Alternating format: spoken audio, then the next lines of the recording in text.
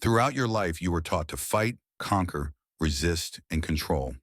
You were told that fear is a sign of weakness, suffering is losing, and showing pain is too exposing. And you believed it. You spent years trying to become stronger, more focused, immune to the world's chaos. But what if the strength you seek lies not in resistance, but in surrender? Alan Watts said life is a game, but the player forgot they're playing. You're not just the character in your story. You're also the writer, the stage, the audience. And you forgot that. You got lost in the script, mistaking pain for failure, fear for danger. You started running, hiding from yourself, as if a perfect version of you would finally be right. But that version never arrives because the truth is simple. You chose to be here. On some deep, mysterious level, you accepted this role, not as punishment, but as a path. The rush consuming you, the constant feeling of being behind, the desperation to control. It's not the problem, it's the symptom of forgetting. Forgetting that every emotion has a role, that fear is just a line in the script, that suffering, when observed with presence, doesn't destroy you, it transforms you. Watts calls us to a different courage, not the bravado of facing external enemies, but the quiet courage to feel without fleeing, to accept without controlling, to remember the game isn't about winning, it's about waking up. When you stop running, something happens. Pain is still there, but it loses weight. Fear appears, but it no longer paralyzes. You walk differently, not because the world changed, but because your relationship with it did. You stop wanting to escape life and finally start living it. You accept darkness as part of light, imperfection as part of the miracle. That's when memory returns. You didn't come here to be perfect. You came to remember that this is a sacred performance where every emotion, challenge, and silence has a purpose. And the most astonishing part? You helped write the script, chose the stage, and dove into the role, forgetting it was all a play. People say human nature doesn't change overnight. You're asking me to abandon my ego, the hardest thing to do. But it's not, because the ego doesn't vanish. If you try to abandon it using the ego, that'll take forever. Life is a game, but you forgot you're playing. The rush, fears, frustrations, the constant sense that something's missing or wrong with you, none of it is as real as it seems. On some deep level, you chose this experience, chose to feel fear, pain, loneliness, loss. As absurd as it sounds, this is what Alan Watts proposes. Life is a performance where you're both actor and spectator. The problem is you forgot and got lost in the role, believing suffering is the plot, chaos the scenery.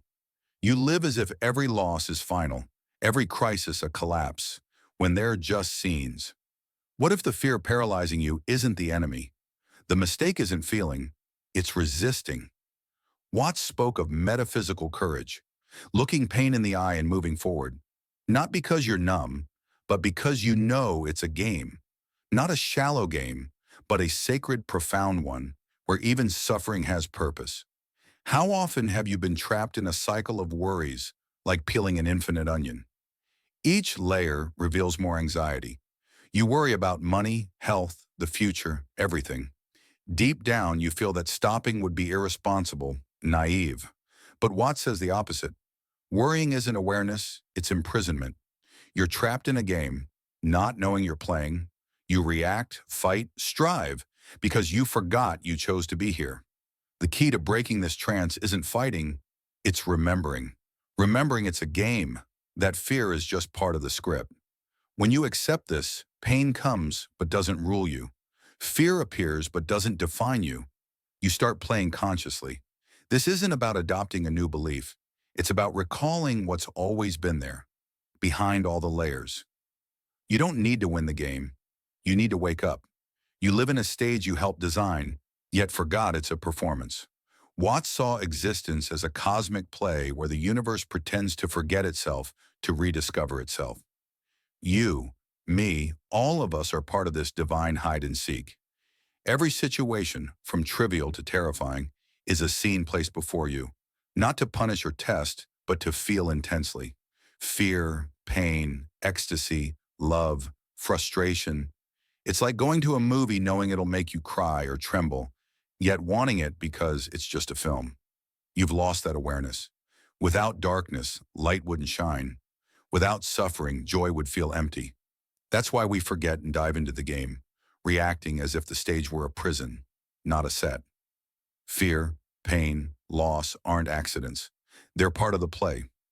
When you grasp this, not as theory but as truth resonating in your soul, you stop running. You watch the show, feel the rain, not fight the storm. This awakening faces resistance. The ego, the character you wear, fights to keep the illusion, craving control, certainty, safety. It fears surrender. Watts's radical invitation is to develop a new courage, not physical bravery, but the courage to not resist. This metaphysical courage changes everything. It's not about battling external foes, but facing internal ghosts without looking away. Looking at fear, sadness, loneliness, and staying present. True courage isn't fear's absence, it's choosing not to resist it. Watts said when we let fear exist without rejecting or suppressing it, it loses its grip. Society teaches the opposite. Suppress, avoid, distract. Feel anxious? Distract yourself. Scared? Stay busy. But fleeing strengthens what you're running from. Metaphysical courage starts when you stop trying to fix what you feel. Stop blaming yourself for fear or weakness. Emotions are natural, like heat from a flame or dawn's chill. The more you resist, the bigger fear grows. The more you control, the more powerless you feel. Samurai knew this, studying Zen to reach absolute presence where even death lost power. They sought the ultimate nerve, the ability to walk through emotional hell without hesitation. Beneath the raised sword lies hell, but in that unresisting moment, bliss is revealed. You might think, I'm no samurai, I tremble, I freeze, I run. That's okay. Watts said, don't try to not be afraid. Stop being afraid of your fear. When you accept fear as part of the dance, it transforms into energy, movement, life. But what keeps us in this cycle of anxiety? Why do we feed fear even knowing it's an illusion? It's the infinite onion of worry. The anxious mind is like an onion with endless layers. Solve one problem, another appears. You live in emergency mode, feeling peace is always one worry away. Watts reveals the brutal truth. The onion never ends because the problem isn't the layers. It's how you handle fear. You worry about work, money, health, the future. Even when things are fine, you're restless, unable to relax. Why? You've been conditioned to see worry as control, responsibility, a shield against pain. But it's a lie. Watts called worry an emotional addiction, keeping the mind busy to avoid the void. In silence, without problems, a scary question arises. If I'm not worrying, who am I? Most don't know how to live without tension, feeling guilty for resting. Ironically, worry solves nothing. It distorts perception, amplifies problems, traps you in anxiety. The onion keeps growing, turning small issues into catastrophes, doubts into panic, life into an emotional minefield. There's a way out. Watts suggests shifting from worry to contemplation. Instead of resisting, observe. Instead of fighting uncertainty, marvel at it. When you let go of control, existence's true meaning unfolds. The biggest illusion is that worry shows responsibility. You think stopping will bring disaster, as if tension protects you. Watts dismantles this, proposing something simple yet revolutionary. Life doesn't need control. It needs contemplation. Watch emotions like a storm. Don't stop the lightning. Admire it. Fear, sadness, anger. See them with awe, not resistance. This reprograms the mind, trained to fight the unpredictable. Existence isn't to be conquered, it's to be lived, with all its highs, lows, contradictions. When you see worry as a distortion, a cling to control, the mind opens to the wonder of being alive. Fear becomes a phenomenon to observe, sadness a color in the human palette. This shift isn't intellectual, it must be felt in your body, heart. Practice surrendering to what you can't control. Let life happen without reshaping it to fit your fears. Emotions like fear are like heat from a flame. Natural, not the problem. The issue is suppressing them, molding them to an idealized self. Fear is like fire's heat. You don't choose it, it's instinctive. But unlike heat, we resist fear, believing it's weakness, a flaw. Watts dismantles this. Fear doesn't destroy us. Resisting it does. Suppressing fear turns it into chronic worry, panic, silent despair. Wisdom lies in seeing fear as a natural response to life's vastness. Uncertainty and the unknown spark fear. That's okay. The error is thinking you must eliminate it. Freedom comes when you let fear exist without fighting or identifying with it. Imagine a campfire.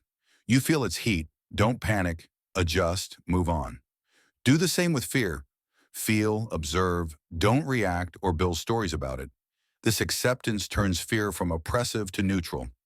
Suppressing emotions fragments you, creating inner tension that drains energy. Allowing emotions to flow reintegrates you, making you whole, reclaiming parts hidden behind resistance. This is true alchemy: fear into presence, pain into strength, vulnerability into awake awareness.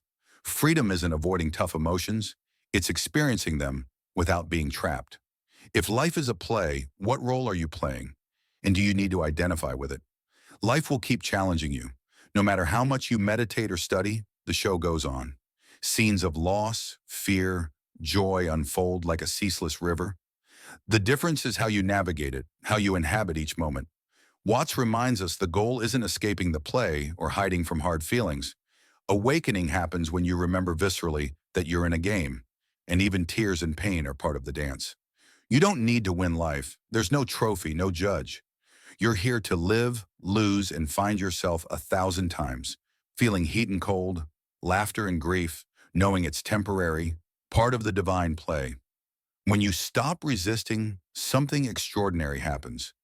You're free, not because circumstances change, but because your relationship with them does. You stop being a puppet pulled by fear and anxiety and start dancing consciously on existence's stage. Metaphysical courage is walking under the raised sword, passing through inner hells without freezing, gazing at life's chaotic beauty and saying, I accept, I'm here, I feel it all. In a world teaching us to flee pain, remembering you can face fear and grow through it is spiritual rebellion. If this resonates, don't ignore it. Anchor this memory. Return to it when fear tries to rule. Share in the comments what stirred your soul. Your voice might be the echo someone needs. The journey continues. In the next video, we'll dive deeper into this awareness, the next step in your liberation. Don't stop now. Join me.